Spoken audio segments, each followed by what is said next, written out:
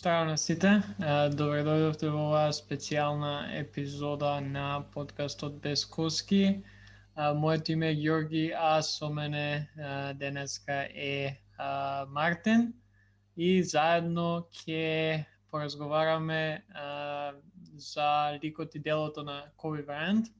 Имено денеска навршува 1 година од прераната смрт на црната мамба и сакавме преку овој некој наш специјален подкаст, специјална епизода на подкастот да му посветиме малце повеќе внимание нему и да поразговараме за сето тоа он што направи и што можеше да направи.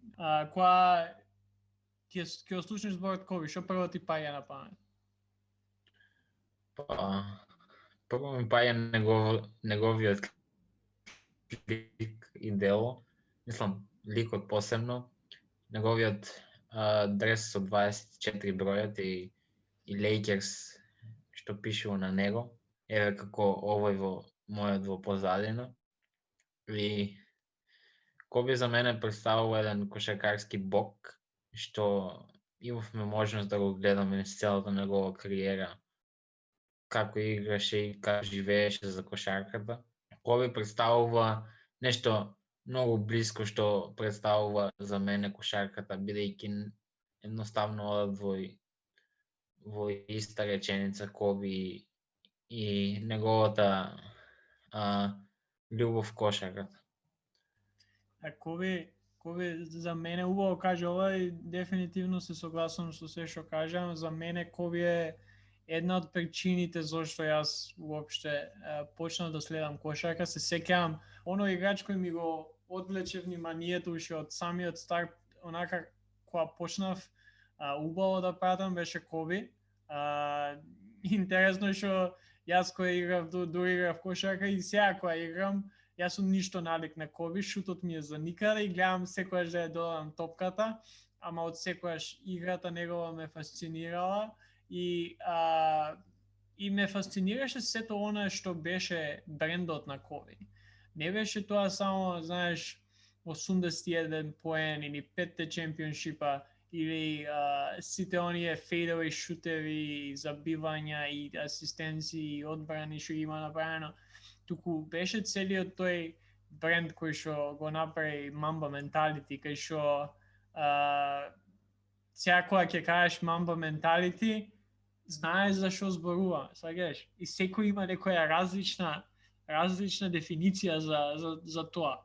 Но он даде, он го обликува тој термин Mamba Mentality, кај што со толку пасија, со толку љубов и тешка, знаеш, hard work направи да ја засакаш кошарката, ама и не само кошарката. И денеска, баш кога се спремав сега за епизодава, читав некои од изјавите кои што, нели, сега се вртат по медиумите.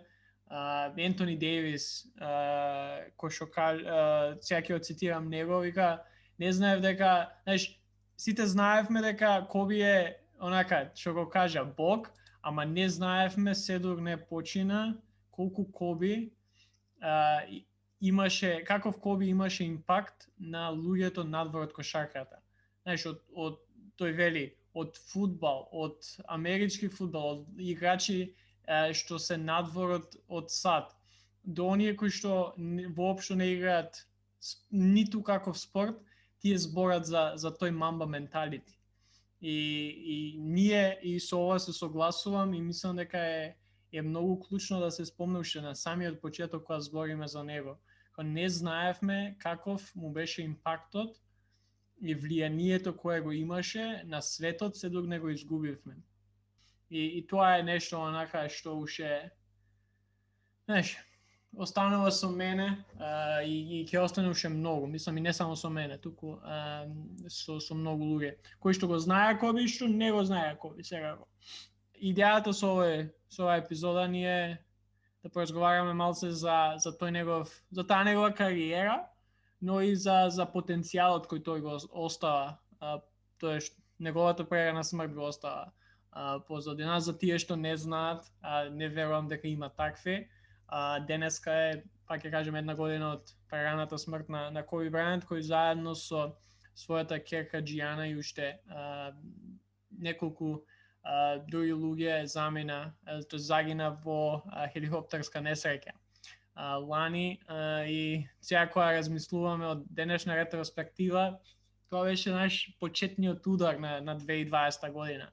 Прво го загубивме Коби, а после дојде короната. Се сеќаваш кога слушна веста, која ти беше првата реакција? Па, кога ја слушнав веста, јас верував дека е спекулации, верував дека не е точно и некогаш проаѓаат денови и се уште мислам дека не е ни можно тоа да се десило. Мислам дека сега ќе гледам утакмица од него повторно вечерва и тој ќе биде на паркетот и бев во неверување просто кога слушнав дека Коби загинал и секој ден од 26 па натаму се надевав дека веста е лажна, бидејќи тоа беше на сите телевизии во тој момент и како и наши, така и странски. И мислам дека полека се соземувам со фактот дека не е тука со нас, но останува во неверување дека таков човек може да не напушти. Да, многу интересно беше бидејќи на неколку, мислам, вечери пред тоа го гледавме како, нели, го гледаше Леброн Джеймс, беше на една од такмиците заедно со Џијана. Мислам дека со Далас играа тогаш, ако се сеќам, кој со Дончич.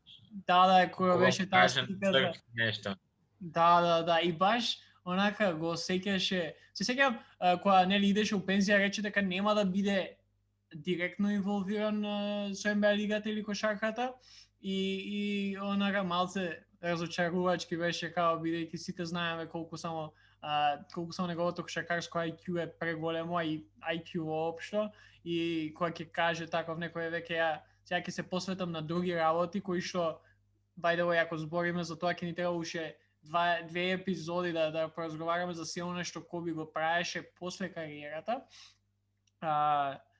Ама, знаеш, повторно го гледавме во Staples Center, го гледавме низ медиумите, па му честиташе, нели, на тоа што му честиташе на Джеймс кога го помина у најдобреш у скоринг листата. Нереално. Јас знам дека видов прво и се сеќам точно што правев. Видов прво и бидејќи беше од TMZ, беше као окей, ова може да е лажно. Ама после кога Едриан Ворженовски потврди, премногу ме погоди. Мислам и до сега барем нечија смрт, поготово на некој кој што не си го познал реално.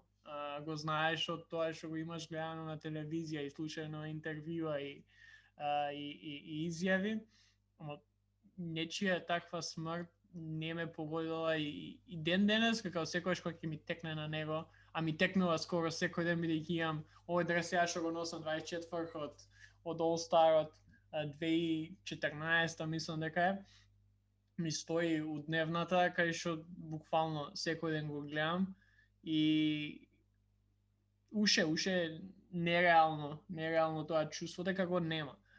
И не е само за нас двајца, мислам тоа е за многу други. Баш преска читав интервју на Тај Лу, сегашниот тренер на Клиперси, а поранешен соиграч на Коби, кој што изјавува дека сите оние слики кои може би му стоеле у канцеларијата пред смртта на Коби сега ги нема, кои се заедни со него, Коби и Тај Лу, бидејќи тој уште не може да прифати таа смрт, тоа заминување на Коби. И моно што го најдов интересно у интервјуто кој го даде тој во саботата, мислам дека беше, е тоа што Ленард и Џорџ нон-стоп го прашувале за Коби, како, знаеш, што правил на тренинзи, како Коби реагирал на некои работи и тоа само покажува колку само респектиране, што спомнав пред како надвор од спортот, ама и од играчите кои што денеска играат, Кавај Ленард, Пол Џорџ, Демиан Лилард, Донован Мичел, Джейсон Тейтум, и знаеш, го гледаат Коби као некој на кој што треба да се одгледуваат и да работат работите кои што тој ги правиш. Под тука сакам да те прашам каков е неговиот легаси. Не ми текнува подобар македонски збор и затоа идеме со легаси, ама кога станува збор поготово за неговото наследство, така. Што остава тој зад него, поготово кога станува збор за кошарката, за играчите кои играат денеска? Па, неговиот легаси може да кажеме дека е доста голем, поради тоа што е еден од првите играчи доаѓаат од средна школа и како млад многу се пропнува во NBA и се гледа на него како аноним, мислам, не баш како анонимец, но како играч кој не знаеш дали да му веруваш во изградба на најдобар играч во екипата или не. И од таму почнува неговиот тој мамба менталити кој нон-стоп го зборуваме и неговата работна етика која е присутна целиот негов живот во него.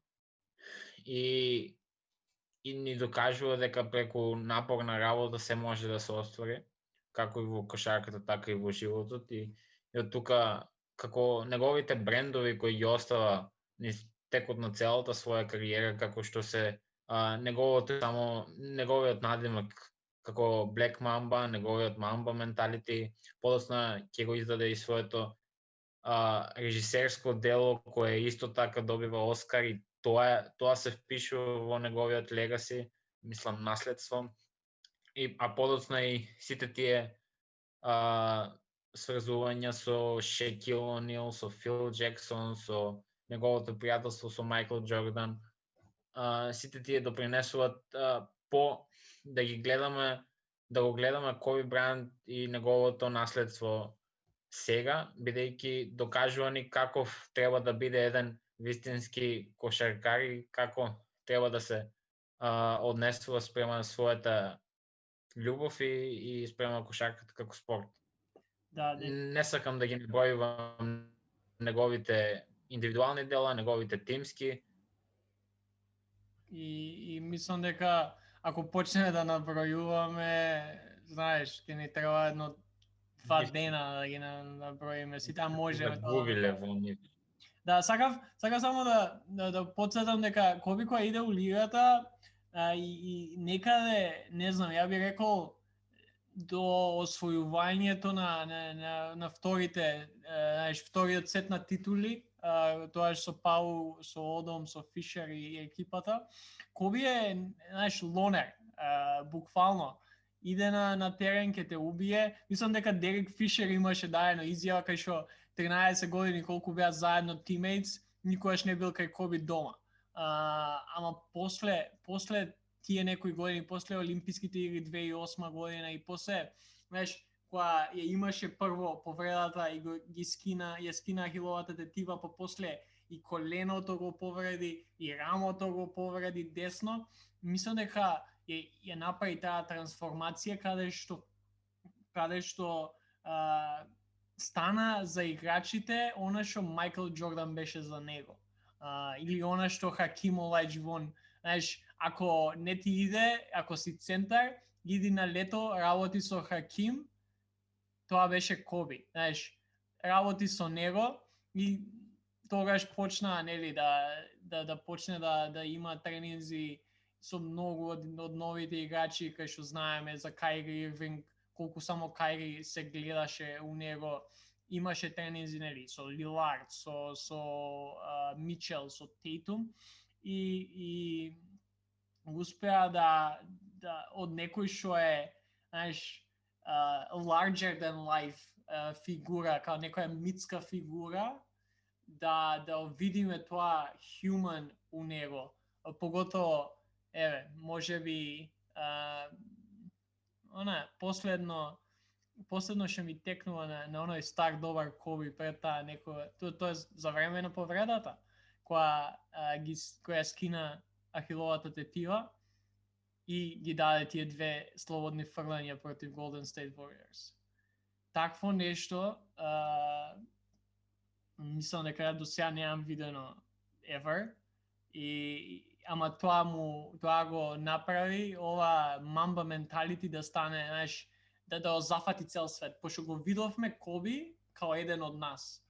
До тогаш беше тоа митско суштество кое што никој никаде не може ништо да му направи, ама знаеш, тие проблеми со повредите и со неговото со тоа што тој дозволи да го видиме таков, е она што го направи, знаеш, тој импакт да биде уште поголем. И последно пред да преминеме на оној дел каде што ќе направиме Маунт Рашмор на работи кои не потсеќаат на Коби, сакам да позборуваме, бидејќи нели, сакаме да ја направиме епизодата да биде 24 минути и 8 секунди у чест негова. Сакам да позборуваме за неговата врска со Майкл Джордан. Можеби, знаеш, до самата негова смрт не ни знаевме дека уствари биле толку поврзани, бидејќи повеќето од работите кои што Джордан ги кажа на комеморацијата која имаше во Staples Center, ние не ги знаевме. Знаеш, оние text messages и начините на кои што Коби пробал уште на старт на кариерата да дојде до Майкл да зборува со него, да научи од него, па се до крајот на неговата кариера, колку само Майкл имаше влијание врз него. И мислам дека таа трансформација што ја зборев, Коби се обиде и имаше и се уште има влијание врз помладите играчи. Мислам дека иако не знаеме многу за нивната врска еден спрема друг, мислам дека Джордан се однесувал спрема Коби како постар брат и тивок заштитнички дух имал спрема него, така што никој не знаел, а уствари тој се грижал за него. И мислам дека и тој беше инспириран од нивната врска еден со друг, за подоцна тој да премине да го прави истото како што Майкл Джордан го правеше со него. И мислам дека и тоа многу помага на некој новонастанан играч во NBA лигата да добие такво искуство со таков играч. Многу може повеќе да збориме за него, ама овде би превршиле. Мартин, на крај Маунт Рашмор на работи кои не потсеќаат на Коби Брајант. Ќе избереме 4. Мислам дека прво мора да биде тој мамба менталити, кој што кажав преска, секој знае што е као мамба менталити.